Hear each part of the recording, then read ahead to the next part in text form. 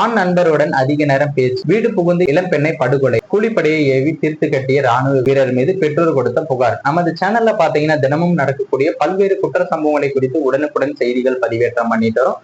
நீங்களும் இது போன்ற செய்திகளை உடனுக்குடன் தெரிஞ்சுக்க மறக்காம நமது சேனலை சப்ஸ்கிரைப் பண்ணுங்க, பெல் ஐகானை கிளிக் பண்ணுங்க. அப்பதான் நம்மளுடைய வீடியோ உங்களுக்கு உடனுக்குடன் வந்து சேரும். ராமநாதபுரம் மாவட்டம் சாயல்குடி அருகே நரிப்பையூர் வெட்டுக்காடு கிராமத்தை சேர்ந்தவர் விஜயகோபால். இவரும் தூத்துக்குடி மாவட்டம் மணப்பாடை சேர்ந்த ஜெர்மின் என்கிற 36 வயது நபரும் அந்த 15 ஆண்டுகளுக்கு முன்னாடி காதலித்து திருமணம் செய்து கொண்டிருக்காங்க. 14 வயதில் மகள், 10 வயதில் மகன் உள்ள நிலையில விஜயகோபால் உத்தரகாண்டில் எல்லை பாதுகாப்பு துணை ராணுவத்தில் பணியாற்றி வருவதாகவும் தெரிவிச்சிருக்காங்க.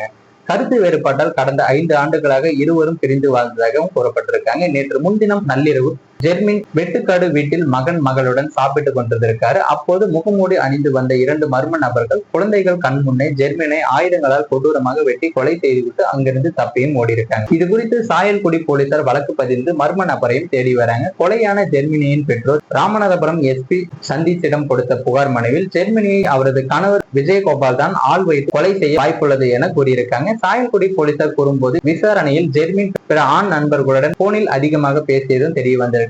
இதன் அடிப்படையில் தகாத உறவு விவகாரத்தில் கொலை நடந்ததா என விசாரணையும் நடக்கிறது. கணவர் ஆட்களை வைத்து கொலை செய்திருக்கலாம் என பெண்ணின் பெற்றோர் கூறிய புகார் அடிப்படையில் விசாரணையும் நடைபெற்று வருகிறது. மேலும் இந்த சம்பவம் அப்பகுதியில பெரும் பரபரப்பு சோகத்தையும் ஏற்படுத்தியிருக்கு. இது போன்ற வீடியோக்களை உடனுக்குடன் தெரிஞ்சுக்க மறக்காம நமது சேனலை சப்ஸ்கிரைப் பண்ணுங்க.